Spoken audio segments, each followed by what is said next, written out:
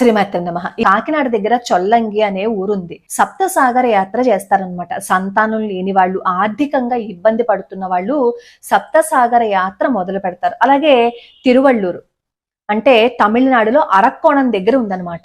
ఈ తిరువళ్ళూరులో ఈ తై అమావాస్య రోజున కూడా అక్కడ ఎంతో మంది ఆరోగ్యం బాగుండలేని వాళ్ళు అక్కడికి వచ్చి స్వామివారి ఆలయంలో ధ్వజస్తంభం దగ్గర ఉప్పు పెట్టి అక్కడ హృత్తాపనాశిని అని ఒక పుష్కరిణి ఉందన్నమాట. అక్కడేమో బెల్లాన్ని సమర్పణ చేస్తారు. అలా చేసి స్వామివారిని దర్శించుకుంటే ఏవైనా ఆరోగ్యానికి సంబంధించి ఇబ్బందులు ఉంటే అవి పోతాయి. ఎందుకంటే ఆయన వైద్య వీర రాఘవుడు అనమాట. ఒక తై అమావాస్య రోజు మాత్రమే కాదు, మిగిలిన అమావాస్యలకు కూడా అక్కడికి వస్తూ ఉంటారు. అమావాస్యల్లోనే కాదు, మిగిలిన రోజుల్లో కూడా అక్కడికి వెళ్ళొచ్చు. అయితే ఈ రోజు మీకు ఒక అద్భుతమైన విషయాన్ని చెప్తా. అదేంటంటే పివిఆర్కే ప్రసాద్ గారు. ఈ పేరు నేను కొత్తగా పరిచయం ఏం చెయ్యక్కర్లా. ఎందుకంటే తిరుమలకి పివిఆర్కే ప్రసాద్ గారికి ఉన్న అనుబంధం అలాంటిది. తిరుమలలో ఎన్నో అభివృద్ధి కార్యక్రమాలు, ఎన్నో సంస్కరణలు చేయటంతో పాటుగా ఎన్నో సేవలను కూడా ఆయన ఏర్పాటు చేశారు. చాలా అద్భుతంగా తీర్చిదిద్దారు. యాత్రికులకి సదుపాయంగా ఉండడం కోసం ఎన్నింటినో ఆయన అభివృద్ధి చేశారు. ఏం చేసినా కానీ నేను చేశాను అనే భావన ఆయనకి లేదు. ఆయన ఒక ఐఏఎస్ ఆఫీసర్, తిరుమల తిరుపతి దేవస్థానానికి ఎగ్జిక్యూటివ్ ఆఫీసర్. ఆయన ఏం చేసినా వెంకన్న చేయించాడు, నేను చెయ్యలేదు అనే భావనతో ఉండేవారు. ప్రతిదాన్ని బాధ్యతగా చేసేవారు ఆయన.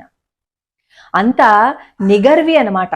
అసలు పివిఆర్కే ప్రసాద్ గారికి వెంకన్నకి ఉన్న ఆ మధ్య బంధాన్ని గనక మనం వింటే అబ్బా ఎంత గొప్ప భక్తుడో కదా. అందుకే ఇంత నిస్వార్థ సేవ ఆయనకి వచ్చింది, అలవాటైంది అని అనిపిస్తుంది. నిజంగా ఆయన రాజర్షి పివిఆర్కే ప్రసాద్ గారు అంటారు. అలాంటి పివిఆర్కే ప్రసాద్ గారికి తిరుమల వెంకన్న అంటే ప్రాణం. ఎంత ప్రాణము అంటే ఆయన తప్ప అని కొంచెం అనమాట మనసులో. అంటే అది గర్వంగాను కాదు, అహంకారంగాను కాదు. వెంకన్న అంటే ఒక పాలు ఎక్కువ ప్రేమ అనమాట. ఒకసారి ఏమవుతుంది, తిరువళ్ళూరు వీరరాఘవ స్వామి వారి ఆలయ బ్రహ్మోత్సవాలు జరుగుతూ ఉంటాయి. ఆ బ్రహ్మోత్సవాలకి రమ్మని చెప్పి, ఈయన తిరుమలకి ఎగ్జిక్యూటివ్ ఆఫీసర్ కదా, అందుకని ఈయనకి కబురు పంపిస్తారనమాట ఆ తిరువళ్ళూరు ఆలయం వాళ్ళు అనమాట. సరే, ఈ పివిఆర్కే ప్రసాద్ గారు వస్తాను అని చెప్తారు. తిరువళ్ళూరులో బ్రహ్మోత్సవాలకి గరుడ సేవ తెల్లవారుజామున జరుగుతుంది. అదే ఈ తిరుమలలో సాయంత్రం అంటే రాత్రి వేళ జరుగుతుంది. సరే, బయలుదేరి చెన్నై వెళ్ళారు.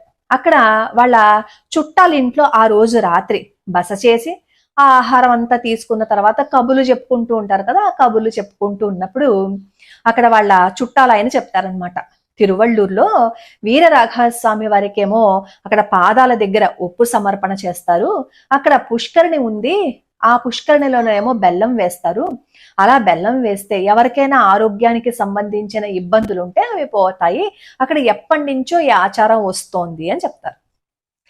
సరే, పివిఆర్కే ప్రసాద్ గారు నవ్వుకుని ఏ వ్యాపారికో అంటే ఈ ఉప్పు వ్యాపారికి, ఈ బెల్లం వ్యాపారికి పెద్దగా వ్యాపారం రాణించలేదేమో, అందుకే వాళ్ళు ఇలాంటి ఆనవాయితీ పెట్టారు. దానివల్ల ఏమవుతుంది, ఉప్పు బెల్లం వేస్తే ఆరోగ్య సమస్యలు తీరిపోతాయని అనగానే ఎవరైనా ఉప్పు బెల్లం కొని వేస్తూ ఉంటారు కదా, అందుకోసం అలాంటిది ప్రవేశపెట్టారేమో అని మనసులో అనుకున్నారు. పైకి కూడా అనలేదు. పొద్దున్నే లేచారు, తిరువళ్ళూరు వీరరాఘవ స్వామి వారి ఆలయానికి వెళ్ళారు. అక్కడ అర్చకులు అంటారు, అయ్యా ఇంకా గరుడ సేవకి సమయం ఉంది కదా, మీరు స్వామివారిని దర్శించుకుని రండి అంటారు. స్వామివారిని దర్శించుకోవడానికి వెళ్తే అబ్బా ఆ మనోహర రూపం వర్ణించడానికి మాటలు రావండి. ఎంతైనా భగవంతుడి రూపం చూస్తూ ఉంటే మనసు పులకించిపోతుంది. అందులోనూ చక్కటి పుష్పాలతో అలంకరణ చేసి ఉన్నారేమో, చాలా ఆనందంగా అనిపించింది. అక్కడికి వెళ్ళి అర్చన చేయించుకుంటున్న సమయంలో ఏమైంది, పివిఆర్కే ప్రసాద్ గారి అబ్బాయికి కడుపు నొప్పి వచ్చింది.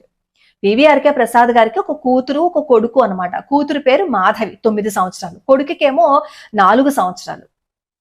సరే, ఏమవుతుందంటే అక్కడ పివిఆర్కే ప్రసాద్ గారితో పాటుగా శేషాద్రి గారు, అలాగే తిరుమల తిరుపతి దేవస్థానానికి సంబంధించి సిబ్బంది కూడా అక్కడికి వస్తారనమాట. అర్చన చేసుకుంటూ ఉంటే అబ్బాయికి కడుపు నొప్పి వచ్చేస్తుంది కదా, దాన్ని తట్టుకోలేకపోతే ఈ సిబ్బంది అంటారు, మేమేమో కారులో పడుకోబెడతాం, మీరేమో అర్చన అవన్నీ చూసేసుకుని ఆ సేవ చేసుకుని రండి అని చెప్తారు. నిలబడలేకపోతున్నాడే పిల్లాడు, కడుపు నొప్పి. లొంగలు చుట్టుకుపోతున్నాడు అంటారు చూసారా, అలా అసలు దొల్లేస్తున్నాడు అనమాట కడుపు నొప్పి వచ్చి. వీళ్ళేమో తీసుకుని వెళ్ళారు కారులో పడుకోబెట్టడానికి. ఈలోపు మళ్ళీ శేషాద్రి గారు వచ్చి మీ అబ్బాయికి కడుపు నొప్పి తగ్గలేదు, అల్లాడిపోతున్నాడు అని చెప్తారు. వీళ్ళకేమో మనసు స్థిమితంగా లేదు. ఎందుకంటే పిల్లాడి కడుపు నొప్పి వచ్చి అంతగా బాధపడిపోతూ ఉంటే వాళ్ళ మనసు భగవంతుడి మీద ఎక్కడ లగ్నం అవుతుంది. సరే, స్వామివారికి దర్శనం చేసేసుకుని అక్కడ అర్చన అయిపోయిన తర్వాత అమ్మవారి ఆలయానికి వస్తారు. వస్తే అక్కడ వీళ్ళ అమ్మాయికి కూడా కడుపు నొప్పి వస్తుంది, మాధవికి. ఆ అమ్మాయి కూడా విపరీతంగా బాధపడిపోతుంది అనమాట. అప్పుడు అక్కడున్న ఈ తిరుమల తిరుపతి దేవస్థానానికి సంబంధించి సిబ్బంది ఉంటారు కదా, ఆ సిబ్బంది ఏం చేస్తారంటే ఈ అమ్మాయిని కూడా కాసేపు మేము కారులో పడుకోబెడతాంలేండి, మీరు అన్ని చేసుకుని రండి అంటారు. పాప ఆ అమ్మాయి నిలబడలేకపోతుంది. ఆ అమ్మాయి కూడా విపరీతమైన కడుపు నొప్పి. కొడుక్కి ఎలా వచ్చిందో ఈ అమ్మాయికి కూడా అలాగే వచ్చింది. అప్పుడు అక్కడ అర్చకులు అంటారనమాట, ఎప్పుడు ఇలాంటిది జరగలేదండి, ఎక్కడో ఏదో లోటు జరిగింది అంటారు అర్చకుడు. వెంటనే పివిఆర్కే ప్రసాద్ గారి భార్య గారు గోపిక అనమాట. ఆవిడ ఏం చేస్తారంటే ఏమైందండి అన్నట్లుగా చూస్తారనమాట. వెంటనే పివిఆర్కే ప్రసాద్ గారు ఎక్కడైనా ఏదైనా లోపం జరిగిందా అని మొత్తం అంతా ఒకసారి రివైండ్ బటన్ నొక్కారు. నొక్కేసరికి అప్పుడు ఆయనకి గుర్తొచ్చింది అనమాట. అంతకు ముందు రోజు ఆయన అనుకున్నారు కదా, వ్యాపారం కొత్తగా సాగడానికి, వ్యాపారం బాగా సాగడానికి అక్కడ ఉప్పు వ్యాపారులను బెల్లం వ్యాపారము చేసేవాళ్ళు ఇలాంటి దానవైతే పెట్టారేమో అని అనుకున్నారు కదా. అప్పుడు ఆయనకి ఒక్కసారిగా షాక్ కొట్టినట్టు అనిపించింది అనమాట. అమ్మో, నేను ఇలా అనుకున్నాను కదా అని. వెంటనే ఆయన ఏం చేస్తారు అంటే ఆ విషయం భార్యకి చెప్తారు. ఆ తర్వాత అక్కడ సిబ్బంది ఉంటారు కదా, ఆ సిబ్బంది వాళ్ళ చేత ఏమో ఉప్పు బెల్లము తెప్పిస్తారనమాట. ఈ శేషాద్రి గారు వచ్చేలోపే అనుకున్నట్ట పివిఆర్కే ప్రసాద్ గారు, నన్ను మన్నించు స్వామి, నా అపరాధాన్ని మన్నించు అని. అయినా అంత మాత్రాన్నే కడుపు నొప్పి తగ్గిపోతుందా అని కూడా మనసులో అనుకున్నారు. కొన్ని నిమిషాల తర్వాత శేషాద్రి గారు ఏమో ఉప్పు బెల్లం తీసుకుని వచ్చారు. అద్భుతం ఏంటంటే ఆయన వెనకాలే పిల్లలు కూడా గెంతుకుంటూ మాధవి సంజీవు నవ్వుకుంటూ వస్తున్నారు. అప్పుడు ఈ పివిఆర్కే ప్రసాద్ గారు ఆయన భార్య కూడా నమ్మలేకపోయారు. భరించలేని కడుపు నొప్పితో మెలికలు తిరిగిపోతూ ఉంటే శేషాద్రి గారు మోసుకు వెళ్లిన పిల్లలు చెంగు చెంగున గెంతుకుంటూ వస్తున్నారు అని ఎంతో ఆశ్చర్యంగా చూస్తున్నారు. వాళ్లతో పాటుగా ఆ సన్నివేశాన్ని చూసిన అర్చకులు, ఇతర సిబ్బంది కూడా అందరూ సంభ్రమాశ్చర్యాలతో మునిగిపోయారట. వెంటనే వీరరాఘవస్వామి వారి పాదాల దగ్గర లవణాన్ని అర్పించి పుష్కరిణిలో బెల్లాన్ని కలిపేశారు. ఇప్పుడు చెప్పండి, పివిఆర్కే ప్రసాద్ గారు అలా అనుకున్నందుకు అది కాకతాళీయంగా జరిగిందంటారా, లేదు అంటే భగవంతుడి యొక్క లీల అంటారా? ఏమనుకున్నా గాని మనం ఏదైతే ఒకటి మనసులో అనుకుంటామో అది నిజమవుతుందని గత 4-5 వీడియోస్లో కూడా నేను చెప్పాను కదా. అందుకే మన పెద్దవాళ్ళు ఎప్పుడు పాజిటివ్గా మాట్లాడండి అంటారు అని. అక్కడ ఆయన అనుకున్నది ఏంటి చెప్పండి? పివిఆర్కే ప్రసాద్ గారు వ్యాపారం చేస్తున్నారేమో, ఆయన తగ్గుతుందో తగ్గదో అని కూడా అనుకున్నారు కదా. భగవంతుడు లీల చూపించాడనమాట అక్కడ. అసలు పివిఆర్కే ప్రసాద్ గారు రాజర్షి, నిస్వార్థంగా భగవంతుణ్ణి ఆయన కొలుచుకునేవారు, ఆయన సేవ చేసుకున్నారు. అలాంటి పివిఆర్కే ప్రసాద్ గారికే మనసులో ఒక చిన్న భావన వస్తే తొండమాన్ చక్రవర్తికి ఎలా అయితే కళ్ళు తెరిపించారో పివిఆర్కే ప్రసాద్ గారి జీవితంలో కూడా ఇలాంటి ఒక అద్భుతమైన లీల జరిగింది. ఇలా ఎన్ని లీలలో. ఇక్కడ నేను ఈ మాట ఎందుకు చెప్పాను అంటే ఆయన ఏమనుకున్నారు, వ్యాపారం చేస్తున్నారేమో అని అనుకున్నారు కదా. ఈ మధ్య కాలంలో చాలా మంది ఇలాగే భావన చేస్తున్నారనమాట. ఒక పుణ్యక్షేత్రానికి సంబంధించి కానీ, ఏదైనా ఒక స్థలానికి సంబంధించిన కానీ, ఒక క్షేత్రానికి సంబంధించిన కానీ అక్కడ కొన్ని ఆచారాలు ఉంటాయి, కొన్ని మొక్కుబడులు ఉంటాయి. ఇప్పుడు మీరు వెంటనే నన్ను క్వశ్చన్ వేస్తారు, అయితే పివిఆర్కే ప్రసాద్ గారు అనుకున్న వెంటనే భగవంతుడు చూపించేశాడు అని అంటారు కదా. మరి ఎంతో మంది పాపం చేస్తున్న వాళ్ళు కూడా ఉంటారు, మరి ఆ పాపం చేస్తున్న వాళ్ళందరూ సుఖంగానే కదండి ఉన్నారు, మరి వాళ్ళకెందుకండి భగవంతుడు శిక్ష వేయటం లేదు అని అనుకుంటారు కదా. ఇక్కడ పివిఆర్కే ప్రసాద్ గారు భగవంతుణ్ణి సేవిస్తూ నిస్వార్థంగా ధర్మాన్ని పట్టుకున్నారు ఆయన. కాబట్టి ఆ చిన్న తప్పు వెంటనే చూపించింది. ఆ మచ్చ కూడా తన భక్తుడికి ఉండకూడదని వెంటనే చూపించారు. ఆయన రాజర్షి పివిఆర్కే ప్రసాద్ గారు. ఇంకా కొంతమంది ఉంటారు అనుక్షణం క్షేత్రాలని, క్షేత్ర మాహాత్యాలని తిట్టుకుంటూ అక్కడ ఆచార సంప్రదాయాలని కూడా వ్యంగ్యంగా మాట్లాడుతూ ఉంటారు. వాళ్ళకి కూడా వస్తుంది. ఇప్పుడు మనం 100వ మెట్టు ఎక్కాలంటే మొదటి మెట్టు ఎక్కాలి కదా. మొదటి మెట్టు ఎక్కినప్పుడే జారి పడ్డాము అని అనుకోండి, పెద్దగా దెబ్బ తగలదు, ఏదో కాస్త స్లిప్ అయినట్టు అనిపిస్తుంది. 5వ మెట్టు ఎక్కిన తర్వాత కింద పడ్డాము అని అనుకోండి, కాస్త గీరుకున్నట్టు అనిపిస్తుంది. అదే 10వ మెట్టు ఎక్కాక కింద పడితే కాస్త మోకాలు నొప్పెడుతుంది. 100 మెట్లు ఎక్కించాక కింద పడ్డాము అని అనుకోండి, అప్పుడు ఏం జరుగుతుంది? కాళ్ళు చేతులు విరిగిపోతాయన్నమాట. అంటే మన కర్మ ఉంటుంది చూసారా, అది పండాలి, అది పగిలిపోవాలన్నమాట. అంతదాకా భగవంతుడు కూడా అలా వేచి ఉంటాడు మన కర్మ పండిపోయే వరకు.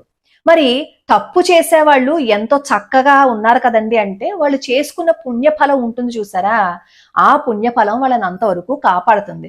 వాళ్ళు ఆ పుణ్యాన్ని చూసుకుని ఎగిరెగిరి పడుతూ ఉంటారు కదా, వరుస పెట్టి తప్పులు చేసుకుంటూ పోతారు కదా, ఈ పుణ్యం ఇలా తగ్గిపోతుంది. వాళ్ళకి ఇంకా పుణ్యం చేసుకునే అకౌంట్ ఏం కనిపించదు పుణ్యం. అందుకని అప్పుడు వాళ్ళు తర్వాత ఈ పుణ్యం కరిగిపోతే కర్మ అనుభవిస్తారు. బ్యాంకులో డబ్బులు డిపాజిట్ చేస్తే ఎలా అయితే మనకి వడ్డీ వస్తుందో, బ్యాంకులో అప్పు చేస్తే దానికి తీర్చవలసిన బాధ్యత మనదే. తీర్చలేదు అని అనుకోండి, చక్రవడ్డీ వాడు వేస్తాడు. చివరికి మనం తీర్చలేమని చేతులు ఎత్తేసాము అని అనుకోండి, మనకున్న ఇంటినో స్థలాన్నో వాడు జప్తు చేస్తాడు కదా. భగవంతుడు కూడా మన కర్మ పండే వరకు అలా చూస్తూ ఉంటాడు అనమాట. అందుకే ఎప్పుడు కూడా భగవత్ నింద చేయకండి. 21 మహాపాపాలలో భగవత్ నింద ఒకటి. అసలు మామూలుగా మన తోటి మనిషినే మనం ఏం అనకూడదు అంటే, భగవత్ నింద చేస్తే ఆ పాపం ఎలా ఉంటుంది చెప్పండి. ఏ స్థలానికి సంబంధించి అక్కడ ఆచారాలు అలాగే ఉంటాయి. ఇప్పుడు మీరు మొన్న చూసుంటారో లేదో, తిరుమలలో ఒక ఆవిడ పొర్లు దండాలు పెడుతున్నారు. ఎక్కడి నుంచి?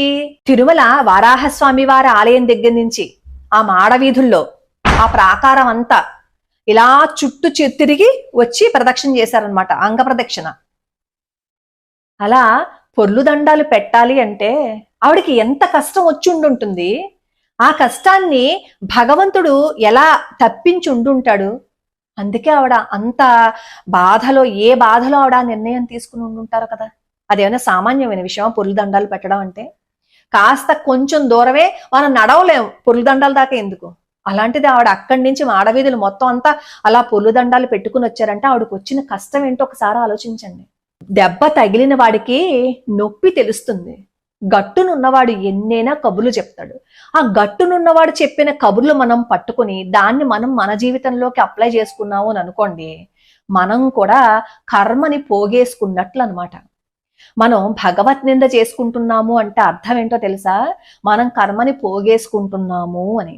అందుకే తెలిసి గాని తెలియక గాని భగవత్ నింద చేయకండి. ఏ క్షేత్రానికి సంబంధించి ఆ క్షేత్రానికి అక్కడ మహిమ ఉంటుంది. స్వయంభూ క్షేత్రాల్లో ఇంకా ఎక్కువ మహిమ ఉంటుంది. కొన్ని కొత్తగా కట్టిన క్షేత్రాల్లో అయినా సరే అక్కడ చేస్తున్న ఆచారాలు, అక్కడ పాటిస్తున్న సంప్రదాయాలు, ప్రాణ ప్రతిష్ఠ చేసినప్పుడు అక్కడ జరిగిన విశేష కార్యక్రమాల వల్ల అక్కడ ఎంతో శక్తి వస్తుంది. ఆ శక్తిని అనవసరంగా తీసి పాడేశాము అంటే పాపాన్ని మనం తెచ్చుకుంటున్నాం అనమాట. మామూలుగా కూడా కాదు, కొని తెచ్చుకుంటున్నాం. అందుకే కొని తెచ్చుకోవద్దు అని మన పెద్దవాళ్ళు చెప్తారు. చాలా అద్భుతమైన లీల కదా. పివిఆర్కే ప్రసాద్ గారు అసలు ఆ లీల చదువుతుంటే నాకు కళ్ళలోంచి నీళ్ళు వచ్చాయి. ఎందుకంటే అంత మహాత్ముడు కదా, అంత గొప్ప ఆయన కదా. ఆయన జీవితంలో కూడా తప్పు చేయకు అన్నట్టుగా భగవంతుడు ఇలా అన్నాడు. మరి ప్రతి క్షణం భగవత్ నింద చేస్తున్న వాళ్ళ జీవితం ఎలా ఉంటుంది ఒక్కసారి ఇమేజిన్ చేసుకుని చూడండి. కర్మ రిటర్న్స్, కర్మ బూమరాంగ్. కర్మ అనంగానే ఎందుకు భయపడిపోతారో తెలుసా? మనం చేసిన ఆ చెడ్డ పనులన్నీ గుర్తుకొస్తాయి అనమాట. ఆ గుర్తుకొచ్చి ఎక్కడ అనుభవించాలో అని భయం. కర్మ అనంగానే భయపడే కంటే కూడా చెడ్డ పనులు చేయకుండా ఉన్నాము అని అనుకోండి, దాన్ని అనుభవించక్కర్లేదు కదా. కర్మ రిటర్న్స్, ఇది మాత్రం ఖచ్చితం.